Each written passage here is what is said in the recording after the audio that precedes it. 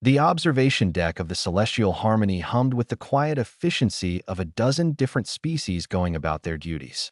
Madison Chin stood near the viewport, her dark eyes reflecting the swirling nebula outside, while Joshua Martinez leaned against a console nearby, tapping idly at his datapad. They were the only humans aboard the diplomatic vessel, a fact that still drew curious glances from the other species despite 3 months of travel together.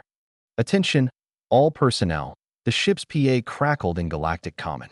Mandatory species integration seminar begins in 5 minutes in conference hall beta. Joshua groaned. Another one? That's the third this week. Madison smiled. Come on. Maybe this one will actually be interesting. The conference hall filled quickly with a diverse array of beings. The towering Corinthians with their crystalline exoskeletons took up the back rows, while the diminutive Pick clustered near the front, their antennae twitching with anticipation. Madison and Joshua found seats in the middle, surrounded by the sleek, serpentine Thessians. Ambassador Vortek, a four-armed Morthian with deep purple skin, stepped to the podium. His translator device hummed to life. Greetings, crew. Today's seminar focuses on apex predators across the galaxy, specifically how different species evolved their survival instincts. Vortek's upper hands manipulated a holographic display. We'll examine the most dangerous hunters known to the Galactic Council.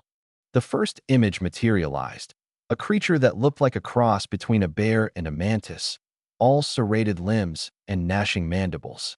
The Kresh Reaper of Volantis Prime, Vortek announced, capable of tearing through starship hull plating, responsible for the extinction of 4 sentient species before containment protocols were established. Murmurs of fear rippled through the audience. Madison noticed several Pick huddling closer together. The presentation continued through increasingly terrifying specimens. The Void Stalker, the Crimson Maw, the Shadow Legion, each more nightmarish than the last, each with a body count that made Madison's stomach turn. And now, Vortex said, his voice dropping to a reverent whisper, we come to the most feared predator in known space. The hologram shifted. The creature that appeared was massive, easily 3 times the size of a human.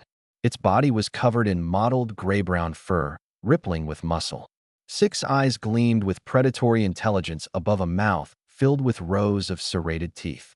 For powerful legs ended in claws that looked capable of rending steel.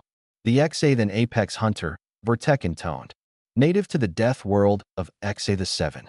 These creatures hunt in packs, coordinate complex ambushes, and have been observed using primitive tools. They are responsible for more sapient deaths than any other predator in the galaxy. Their reflexes are 20 times faster than the average species. Their bite force can crush diamond. They fear nothing.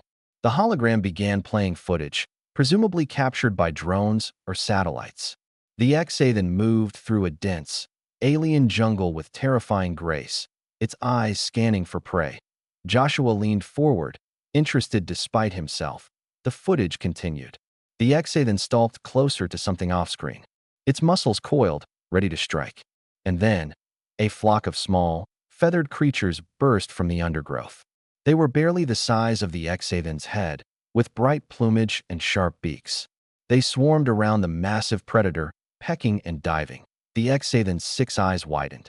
And then, impossibly, it turned and ran. The supposedly unstoppable killing machine fled through the jungle, crashing through vegetation, while the small birds pursued it with relentless fury. Joshua's hand shot up. Wait, why is it running from those birds? The conference hall fell silent. Every being turned to stare at him. Vortex translators seemed to malfunction, emitting a confused squawk. Excuse me, the ambassador finally managed. The birds, Joshua repeated, gesturing at the frozen hologram. They're like 1/10 of its size. Why doesn't it just eat them? Or swat them away? Madison studied the image more carefully. He's right. Look at the size difference.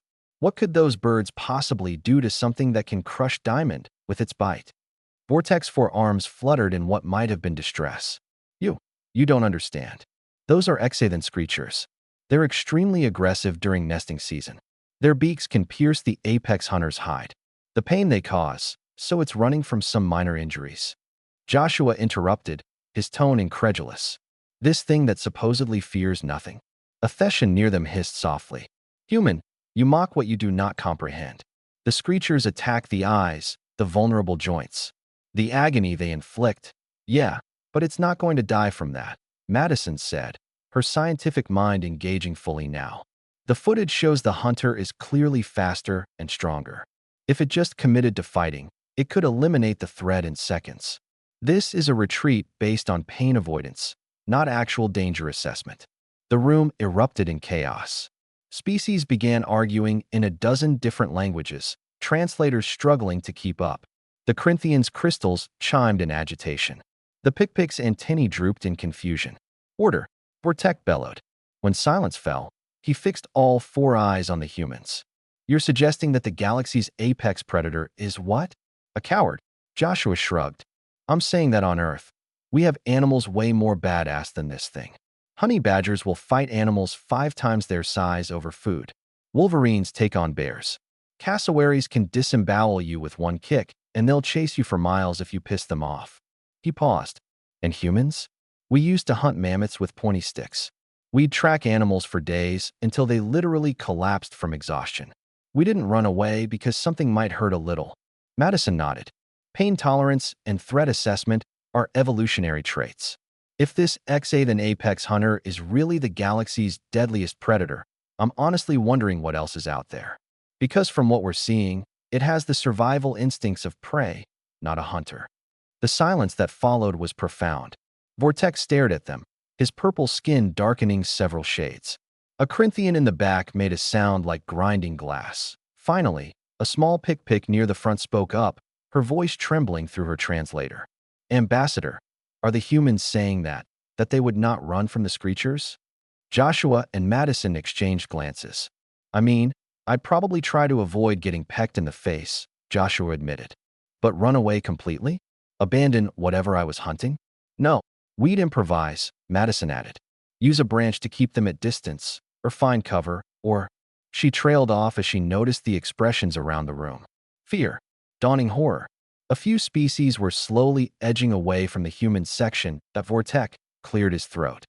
I think we should adjourn this seminar, perhaps permanently. As the various species filed out in unusual silence, a Theshan paused near Madison and Joshua. His scales had gone pale. You humans, he whispered, come from a death world, yes? Your planet classified as hostile environment grade 9. Earth, Madison frowned. I mean, it can be dangerous, but the X-Athan homeworld, the Theshan interrupted, is classified as grade 8. 1 level below yours. His tongue flicked out nervously.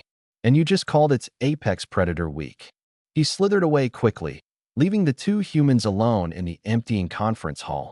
Joshua looked at Madison. Did we just accidentally terrify everyone on the ship? Madison pulled up her datapad, accessing the galactic database. She scrolled through the classification system for death worlds, her eyes widening as she read. Josh, Earth is tied for the second highest hostile classification in known space. The only planets rated higher are classified as unsurvivable and have no native sapient life. Huh, Joshua said thoughtfully, watching the last few aliens hurry out of the room, several glancing back at them nervously. Guess that explains why everyone's been so weird around us.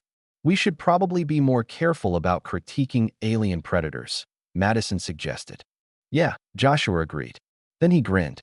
Although, in our defense, that thing really was running from some birds. Outside the viewport, the nebula continued its cosmic dance, indifferent to the small revelation that had just rippled through the celestial harmony. The revelation that humanity, by the galaxy's standards, might be the thing that apex predators had nightmares about. The footage of the X-Athan apex hunter played on loop on an abandoned console, forever frozen at the moment the galaxy's deadliest predator fled from creatures that wouldn't have frightened a human child. And somewhere in the depths of space, the word spread. The humans didn't run from the screechers. The humans never run.